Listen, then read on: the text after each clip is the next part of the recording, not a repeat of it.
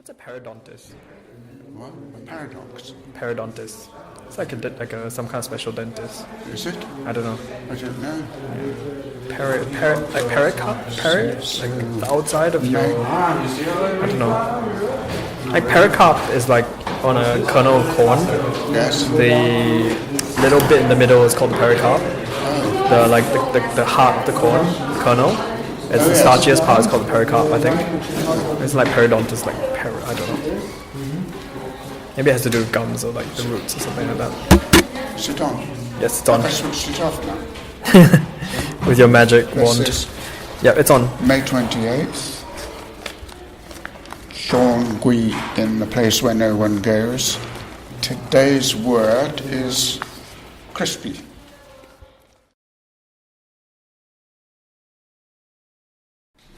They used to say that architects design tiny little houses so that they can afford a really nice big house for themselves. Like when you look at the kitchens in social housing, and they're always really small, but the kind of the inference being is, oh well, they only eat baked beans and chips anyway, and maybe have a takeaway pizza. Whereas in my kitchen, I want lots of space to hang up onions and lots of bottles of wine. Yeah. It's a bit cynical, but there's something there, I think. Do you watch any of the television programs that like housing? That there's sort of, what do they call, grand designs? Do you watch that? I've seen one. Really weird. I find them really weird because they only ever deal with one-off houses, which very few people can afford. Anyway. In Greece, like rural Norway. But at the end of the day, it's what do you want to get out of it? Yeah. I'm trying to read here. Crisp bread. Crispy is hard and brittle. What is crispy to you, Sean? I think part of it has to do with that brittleness, that because crispiness doesn't work if it doesn't break. Crispiness has to break to work, like to function as a type. So like crispy to me has to do with this idea of the snap, and the kind of, but it's also the kind of like oral quality to it. Like, so suggests cold, doesn't it? In your fridge.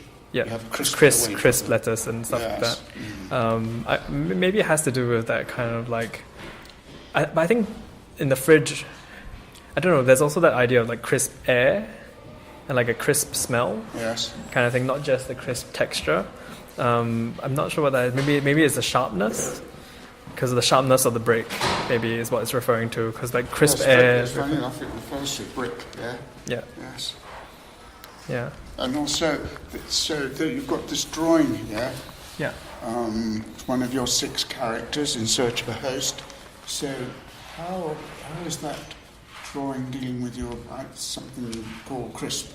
This one's a bit of a funny one. Like this piece is kind of partly inspired by those bamboo fountains that kind of fill up and go like pop, and they kind of like drop and they kind of hit the ground and then they kind of return back to zero.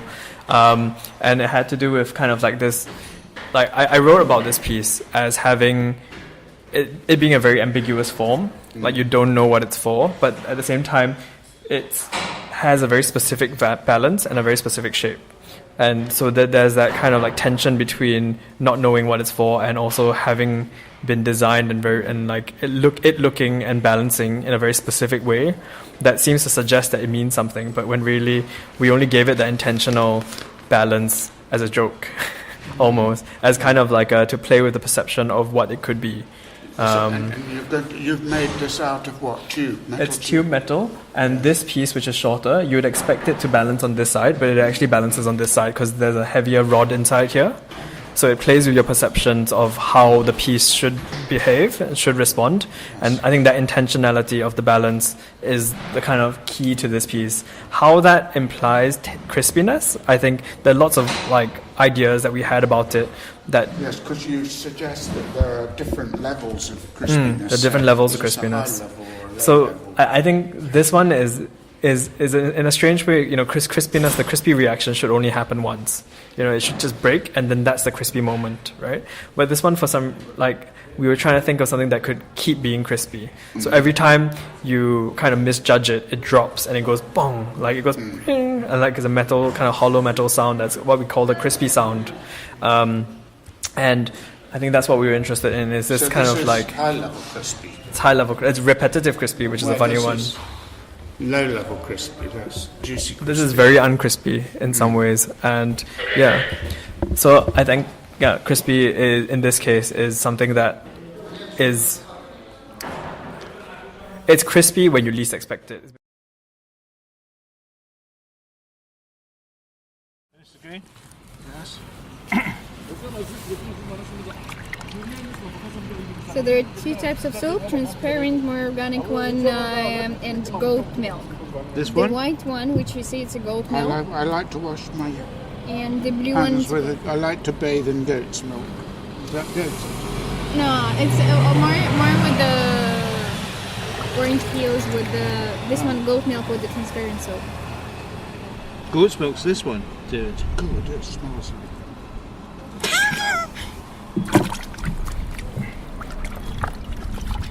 Cleopatra used to bathe in goat's milk, didn't she? I didn't know. Yeah.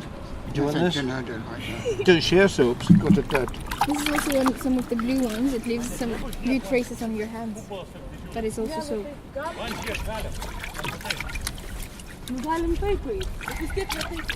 that smells better. Which one? The blue one. Right, okay. It's like you wash your hands and they come out blue. Mm-hmm. And this is a nice T-shirt. It says, "Visit Florida." When you go on if you go to CRISP and things, just tell them that it's much too crispy, this project, or not enough tendon. I think we should. I think we should. That You should put your new vocabulary about. Yeah, I mean, who used to say? Isozaki used to describe his projects as. Oh, no, people used to describe Isozaki's work as really tasty, it's a really tasty drawing. You know what I mean? There's just something about it when you look at it, you start salivating almost. There's something very tasty and very enticing about it. I don't know what his project is about, but the drawing is tasty. Well, these are quite tasty, I think. Yeah. Most Anxious. Unshorn. Excuse me. No, you're not tasty. It's just I associated with your work last year, which was quite different. Yeah, no, it's very different. Yeah, I think this would, but I think for me, this set of posters wouldn't have, or this set of representation, I would have hated this set of representation if I didn't have the pieces outside. No. Yes. But because they're outside and they relate to something real, these posters can afford to be representational for me. They can afford to be abstract. I mean, for me, if the real thing doesn't exist, then there shouldn't be an abstract version of it. I mean, at least if the real thing exists, even if that real thing isn't exactly the same, even if that real thing is only a reference, I think it's okay that you have these more abstracted drawings. At least that's how I work. Yes. Yeah. We've been discussing sort of these smaller communities that are maybe 4 to 5. Whatever we represent as a house, the beds, in some sort of sub-communities, and then you have a sub-community of 5 of these small collectors, and this is part of 10 of these. So it scales up in terms of small little piazzas with Yes, 4 but how would you draw that? How would you make a sketch of that?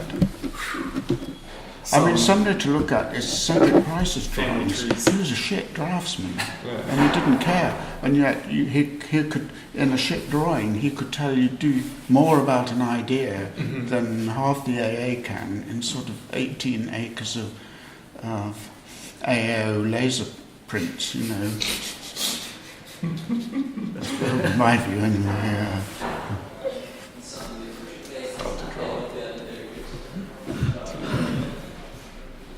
I don't know whether you drew like that. I think you drew like that deliberately because you didn't want the kind of all the work in the drawing to hide the idea. And if you could just say it in 3 or 4 lines, if you look at the drawings of the Sin Centre, they're really by your standards, DRL standards. They're just not very good drawings, but they're actually really good ideas, really And that's a project where there are a lot of things moving about. He took a lot of things from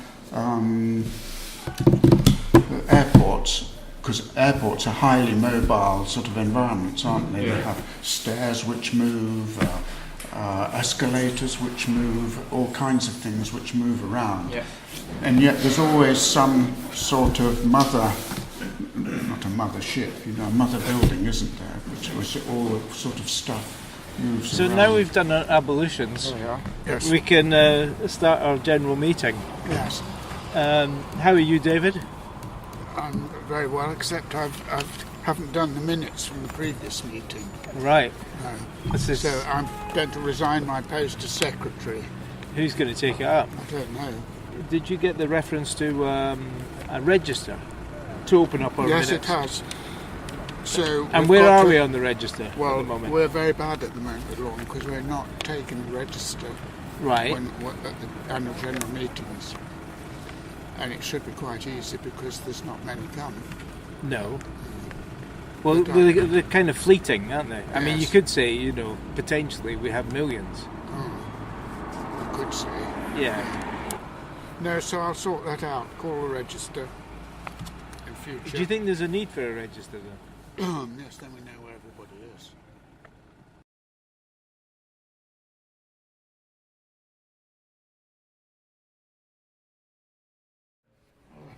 So we always finish up with a song, Yeah. a crispy song. Crispy song. There's this line from a song that goes, "Your lips look like crispy bacon."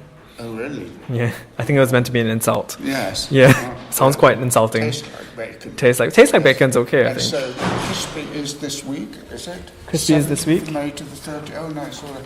But Yeah, I see you don't have a particular.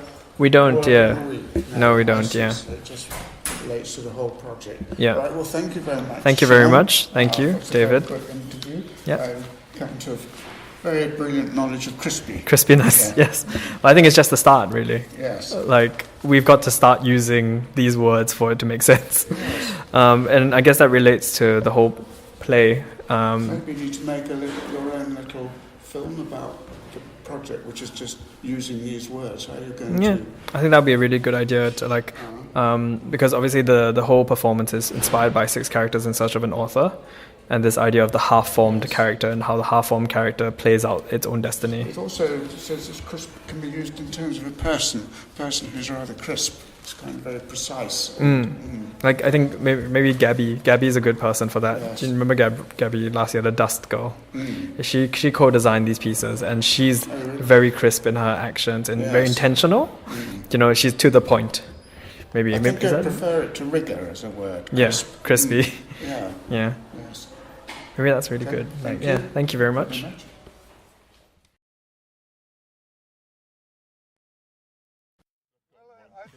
I think we've got something verging on an audience and a cast, so we'll give it a whirl. We've got a good audience. That's what it's participatory. Okay. Are we ready? I think so, yeah. Okay. What is this? This was a play we were going to do last week. Oh, it's a play. And we're going to John we're said just he going to was. talk through it and see how we get on. Good day, Steve. You arrived just in time. Is he part of the play? Yeah, I'm part of the play. He's the comic relief. Aren't you, Steve? Right. Roll up, roll up, roll up. Rub-a-dub-dub. Why is there such poverty and misery? Why are a few people so rich and so many so poor? For your delectation, we offer a simple morality play in 4 parts. By way of introduction, our work at Critical Thinking reveals 3 fundamental flaws in today's political economy: institutional hierarchy, theft of the commons, and usury. We know that the issues are more complex than we can portray within these 4 acts, but what we propose is a simplified version of the reality of these flaws as a framework for discussion. Today we present Act 1, Usury, 7 days of economic activity. Rub-a-dub-dub, The butcher, the baker, the candlestick maker. But first, friends, we need a cast. Don't worry, there's no acting or speaking required, but you will be integral to our little play. Now, I was going to ask for volunteers, but I think we have already a butcher, a baker, Oh, butcher, that's a cruel one. and a candlestick Oh, maker. right. Yeah. So here is our cast.